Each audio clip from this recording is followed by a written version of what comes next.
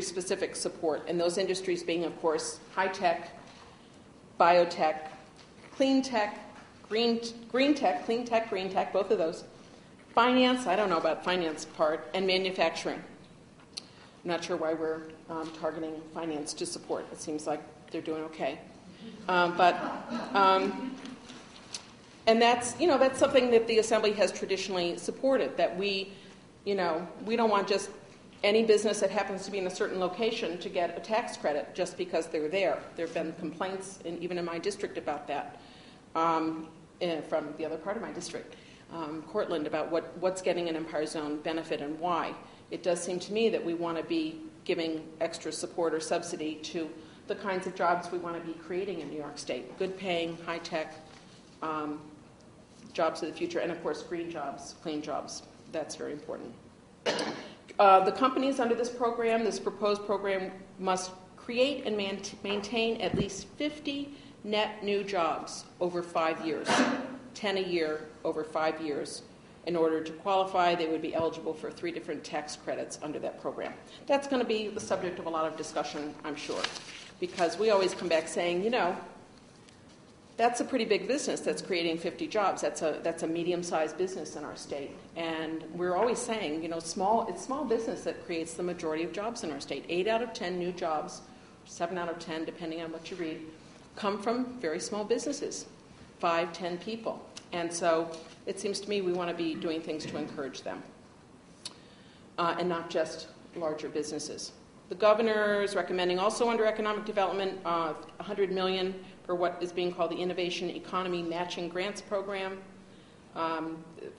doing a state match for R&D money coming from, again, the federal stimulus money. So federal stimulus, state match. We've already done it with a couple of items. Battery research, that's right. Thank you. I knew you would know. Governor's putting in his proposal $25 million in what's called the New Technology Seed Fund. There's often a complaint that there are a lot of potentially good businesses, especially the spin-off from universities that we have a good deal of here, but they just don't have that early seed money. They have to get to a much better place before they're eligible for funding. And so this would set up this New Technology Seed Fund that would help promote and support R&D on New York State college and university campuses. It would require a 1-to-1 match from federal government or from private sources. And then there's a $25 million revolving loan fund for small business, mostly targeted to women, minority-owned businesses, small businesses. This first graph shows our state expenditures over the last 25 years or so. And you can see that generally it runs from 6.5%, 2003, I guess, is the lowest, 6.5%. Make sure you're looking at that left column, because otherwise it might look like a lot of hills, but that's really, someone wrote back to me and said, that ought to be a flat line. That ought to be flat. And I said, it is flat. This is a flat line. 6.5% up to 7.3 in 95. That is, the reckless spending that you keep hearing about. So if we're spending recklessly, I guess we've been doing it for all of this 25 years. In fact, as you can see, the last from 1997-98 on has actually been overall lower than the first part of this graph. You can see the STAR program, what that did. That took it up. But what was that? The STAR program was the state responding to the population of the state that said these property taxes are killing us. We want the state to do something. Okay, so the governor proposed, the legislature did, at the request of the citizens of the state, I believe, the STAR program. And you can see that cost the state quite a bit of money. Very expensive program. I think at its height it was at $4 or $5 billion. Not a cheap program, but gave enormous property tax relief to many people. So without that, you can see where spending would have been. But in fact, with STAR, it was up. It was up. Yes? People say the problem that we're in is because of reckless state spending. That's the cause. And the answer is, so cuts are okay. We should do these cuts. We should accept these cuts. We must cut. We have no other choice. That's sort of the mantra that I've heard many, many times. We can't The governor said it in his budget presentation. We can't tax the rich. Just said it just like that. Here, this third piece is the New York State's personal income tax. Starting, you can see it was up at 15%, 1976. The top earners, the top bracket. This is the top rate for personal income tax, was over 15%. And then in 85, 86, starting under Governor Cuomo, under a lot of pressure from people who were complaining about state taxes, did a major cut. You can see that drop for top bracket earners. The wealthiest New Yorkers got a huge chunk. And it got cut in half from 15% to under 7%. Okay, that's what you're seeing here. And then then it got more, then it got cut some more, and then the 2003 recession, we did a tax increase. We did it for only 3 years. It sunsetted after 3 years, but you see that. And then last year we did, as I said, two points, one at $300,000, another at $500,000. So that's what you're seeing. That's the top earners in New York and our tax structure.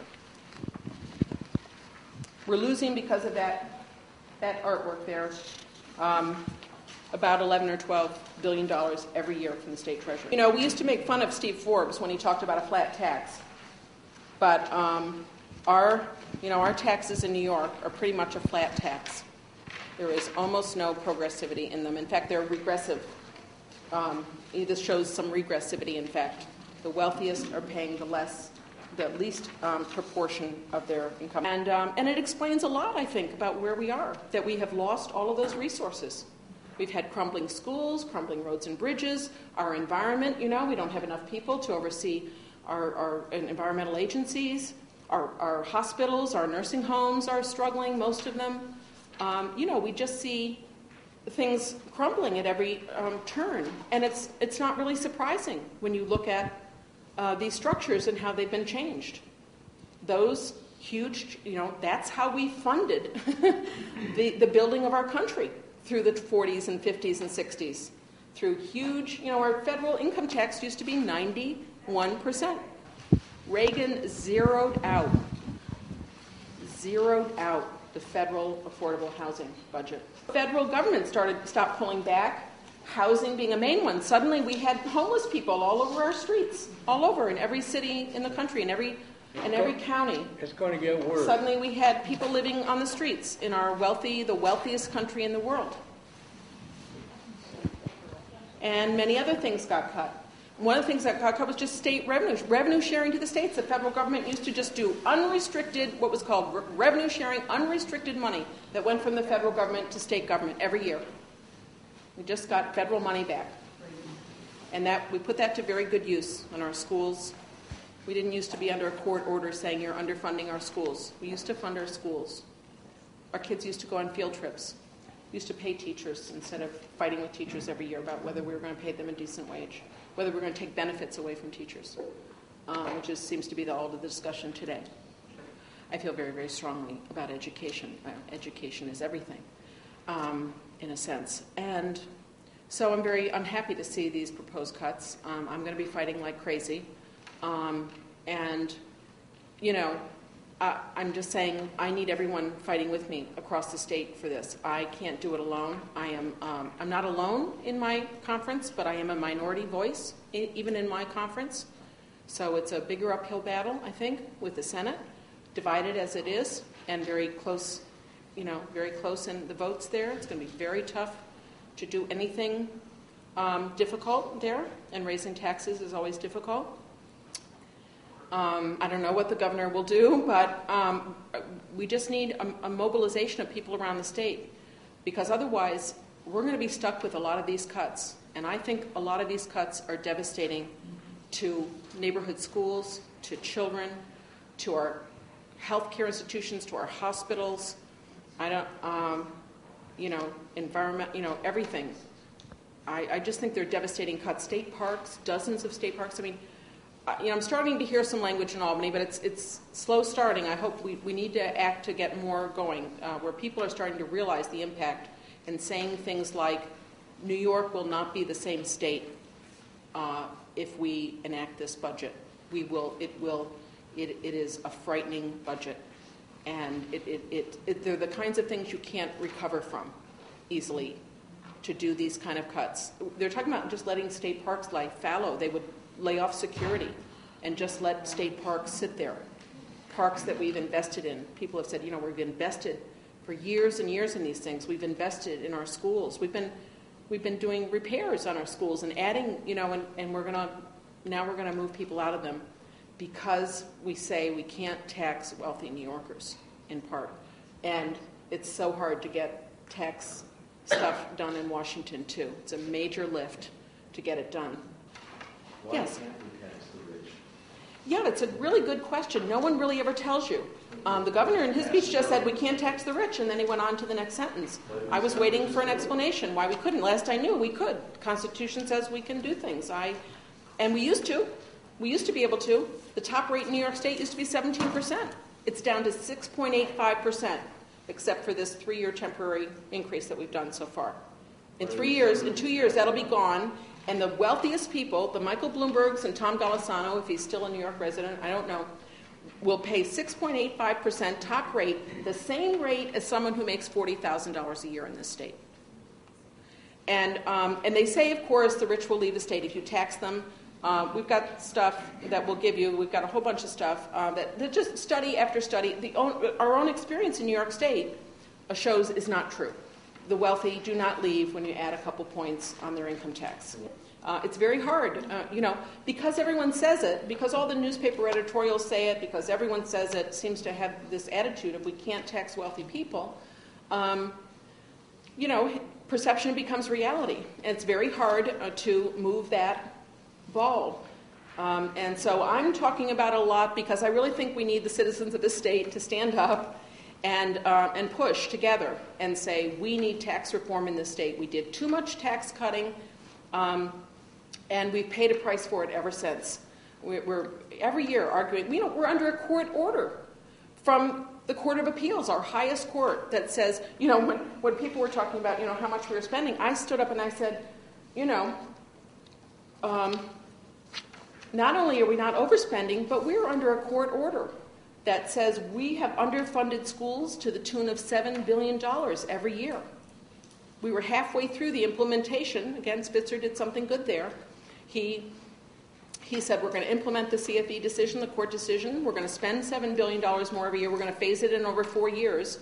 I will never forgive him for not using the political capital that he had coming in, 70% approval ratings, to say, and while we're spending that $7 billion a year, we need to fix our tax system, because we're not going to be able to do this. And he knew, looking forward, all you had to do was look forward 2 or 3 years, and you knew that we weren't going to have the money to do that $7 billion every year unless we did tax reform. So that's a lingering little bit of unhappiness I have with Spitzer. Again, studies in New Jersey, we've had a study out of New Jersey recently that shows that when people leave New Jersey, they go to states that have higher income taxes.